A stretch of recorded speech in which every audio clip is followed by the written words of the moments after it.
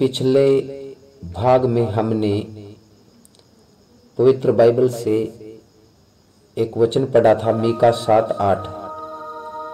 वहाँ पे लिखा है, हे मेरी बैरिन मुझ पर आनंद मत कर, क्योंकि जो ही मैं गिरूंगा त्यों ही उठूंगा, जो ही मैं अंधकार में पड़ूंगा तो ही यहोवा मेरे लिए ज्योति का काम करेगा। यह हम वर्तमान में हो रहा काम देखते हैं। और मीका एक गांव का छोटा सा किसान व भविष्यद्वक्ता था। आर्थिक, सामाजिक, न्यायिक प्रणाली अमीर लोगों ने खराब कर दी थी।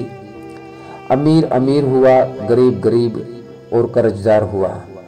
दुष्ट व भ्रष्ट लोगों को सच्चे धर्म व ज्ञान की पहचान नहीं थी।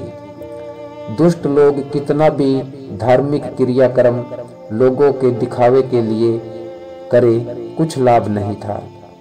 इसलिए उन्होंने अपने दुष्ट पापी जीवन से मन फिराना होगा। इस समय में लोग विश्वासघाती, रिश्वतखोर, धोखा देने वाले हो गए। अमीर गरीब को गिराने लगा। ये वे लोग थे जो दिखावे से धर्मी जान पड़ते थे, मन परमेश्वर से दूर था। मीका ऐसे लोगों को कहता है, हम सब उस प्रजा के हैं जो जहां पर न्याय का दंड मिलता है। दुष्ट और छल कपट से दूसरे धर्मियों पर अत्याचार करने वाले नाश हो जाएंगे। परमेश्वर जानता है कि कैसे विश्वासी बचाए जा सकते हैं।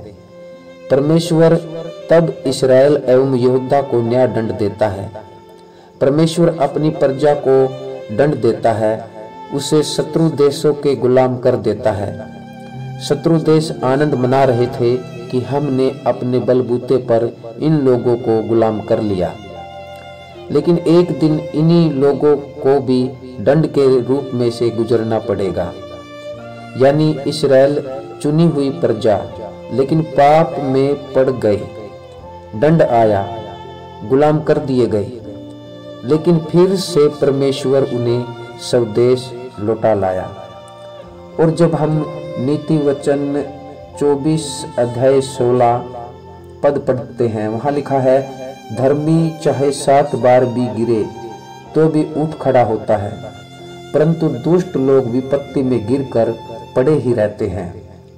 धर्मी बार बार आने वाले विपदा पर विजय पाएगा, लेकिन दुष्ट नहीं। मीका भविष्यद्वक्ता के समय ईसा पूर्व 8वीं सदी में परमेश्वर ने अपनी प्रजा को सब आशीषों से संपन्न किया। फसल, व्यापार, धन सब दिया। परमेश्वर की प्रजा इस्राएली, दक्षिणी यहूदा, ये सब अनैतिकता, लालच, भ्रष्टाचार, अन्याय इनमें फंस गए। परमेश्वर तो प्रेमी है, दयालु है, वह अपनी प्रजा को छुड़ाएगा, परंतु दंड भी देगा। वह गिरे हुए को उठाएगा, गिराने वालों के लिए कोई रास्ता न होगा। वह गिरे हुए की आत्मा में बसेगा और उन्हें फिर से खड़ा करेगा। नया नियम हमें बताता है, 1 पतरस 4 अध्याय में 6 पद में, मृतकों को भी परमेश्वर का संदेश सुनाया गया, इसलिए कि यद्यपि उन्होंने शरीर में मनुष्यों के अनुरूप दंड भोगा, तो भी आत्मा में परमेश्वर के अनुरूप जीवित रहे। मनुष्य के जीवन में पाप स्वाभाविक है और इससे धरती पर कोई भी मनुष्य बचा हुआ नहीं है। जो लोग यीशु पे विश्वास करते हैं, उनके लिए यीशु मसीह ने खुद न्याय व दंड सह लिया है। उनकी आत्मा सुरक्षित है।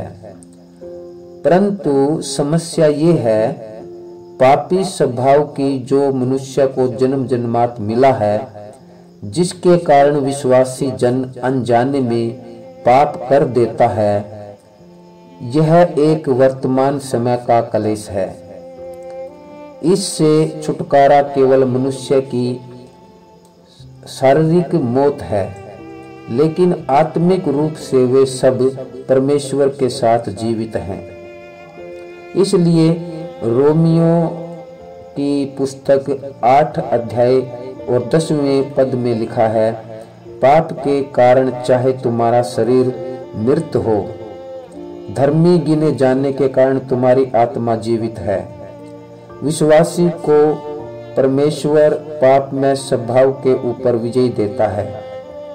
पाप का शारीरिक प्रभाव है, वह बीमारी, मानसिक प्रताड़ना, कर्ज, चिंता, अशांति और आखिर में शारीरिक मौत है।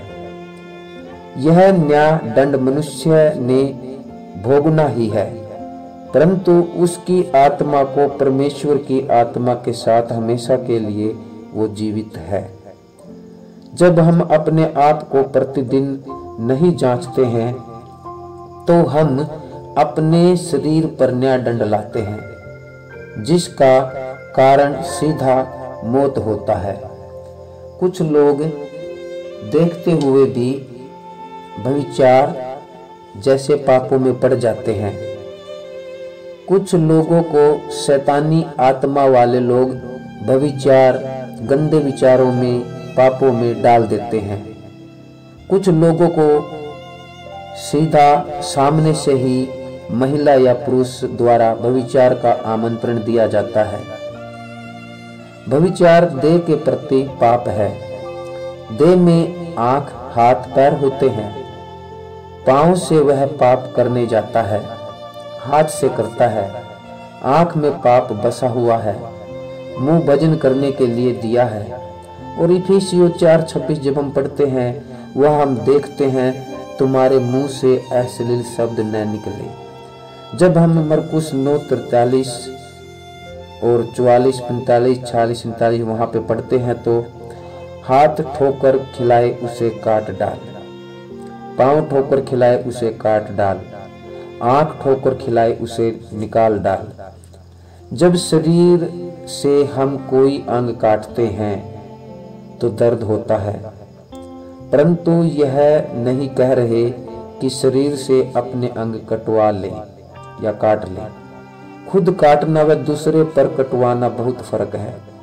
यह ठोकर शरीर के अंग दे रहे हैं, शरीर की पीड़ा है, यह दंड है, इसे सहन किया जा सकता है, लेकिन नरक के न्याय दंड को नहीं।